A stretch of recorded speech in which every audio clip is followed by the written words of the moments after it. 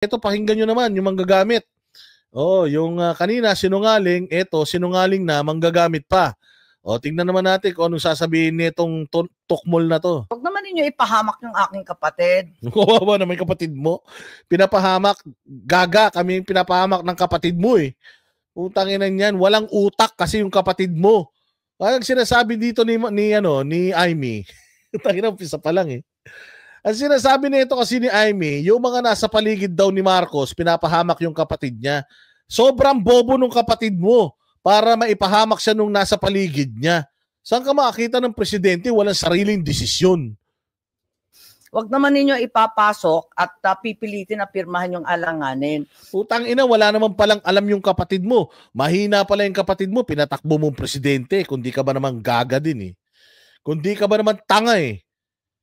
So para sinasabi mo yung kapatid mo na i-impluwensyahan, yung kapatid mo walang sariling desisyon, yung kapatid mo pinapahamak ng mga nakapaligid sa kanya.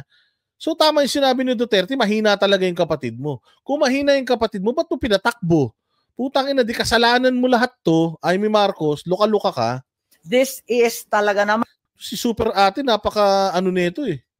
A very, very bad budget. Talagang very bad budget, ba't tumuloy sa inyo? Bakit pinirmahan nyo lahat? Bakit kailangan pipirmahan na lang ng presidente? If it was indeed a bad budget, putang ina, bakit lumusot yan sa inyo? Buisit ka. Napakasinungaling mo, isa ka pa. Ito ay labag sa konstitusyon, labag sa ilang batas, at labag sa damdamin at pangangailangan ng tao. Ba't tumuloy, Amy? Ba't tumuloy? Kung labag pala. Putang ina, dami mong sinasabi, wala ka namang ginagawa, puro ka pa preskon. So, kinakailangan at humihinging ko na i-recommit na lamang sa BICAM.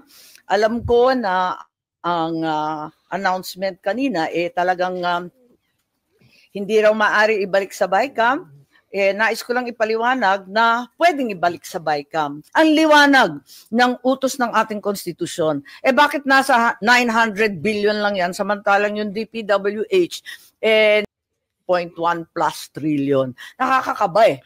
Kaya nananawagan ako, mas kabisado niya yung ating konstitusyon. Huwag naman ninyo ipahamak yung aking kapatid. Huwag naman ninyo ipapasok. At gago, kami pinahamak mo nung pinatakbo mo yung kapatid mo, si Raulo ka. Alam mo na bangag yan. Ang inan yan. Loka-loka. Alam mo na may topak yan. Alam mo na mahinang nilalang yan. Pero sa kagustuhan nyo mabalik sa kapangyarihan, puta ina, pinatakbo mo pa rin. Hindi mo mahal ang bayang Pilipinas, huwag ka maka-NRT dyan. Kung mahal mo bayang Pilipinas, manawagan ka magpa-drug test yung kapatid mo. Diba? Ganito lang yan eh. Bayan o sarili, bayan o pamilya. Importante sa inyo yung pamilya nyo. Kaya nga sabi nung anak ni Bongbong Marcos sa si Sandro lahat ng gagawin ng tatay ko, suportado ko kasi tatay ko Kasi yun naman talaga totoo. Amy, kahit na ano pang gawin ng kapatid mo kahayupan sa Pilipinas, ipagtatanggol mo pa rin yan. Pinalalabas mo ngayon na yung kapatid mo namamanipulate lang. Alam mo naman pala na gawa sa clay yung utak ng kapatid mo Mahadaling hulmahin Pinatakbo-takbo mo pa. O di sana, ikaw na lang sana tumakbo. Total, makapal din naman ang mukha mo. Di sana ikaw na tumakbo nun. Di ba? Hindi yung kapatid mo na mahinang nilalang naman pala, pinatakbo mo, tapos mananawagan ka ngayon na wag nyo namang ipahamak yung kapatid. Kung unang-una sa lahat, kung yung kapatid mo hindi pinagli sa bulbul, di sana, lahat ng mga ibulong sa kanya, i-reject niya. Mahinang tao tas kayabang-yabang. Pipilitin na pirmahan yung alanganin. Ako rin ay nakikisuyo sa DBM na huwag tayo mauwi sa sistema ng FLR, yung mahiwagang for later release, na talagang palakasan at lahat ay lumuluhod sa DBM at sa mga bossing ng DBM. Dahil mo sinasabi, kasapakat ka naman sa kasinungalingan. Diyos mio, Amy Marcos. Umaano ka na naman, umiepal ka na naman. Kailan lang pinagtatanggol mo yung Di ba, no nakaraan lang pinagtatanggol mo yung budget yung pagpasa ng mga budget, yung 0% di ba? Walang hiya.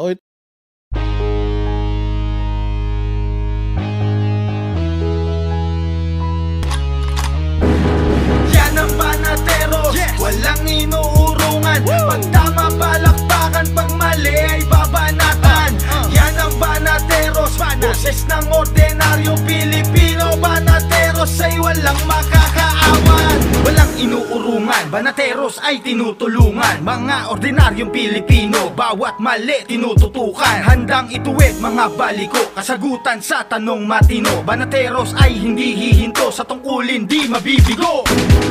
Yan ang banateros, walang inuurungan. Pag tama palakpakan, pag mali ay babanatan. Yan ang banateros, boses ng ordinaryong Pilipino. Banateros ay walang makakaawan. Yan ang banateros, walang inuurungan. Pag tama palakpakan, pag mali ay babanatan.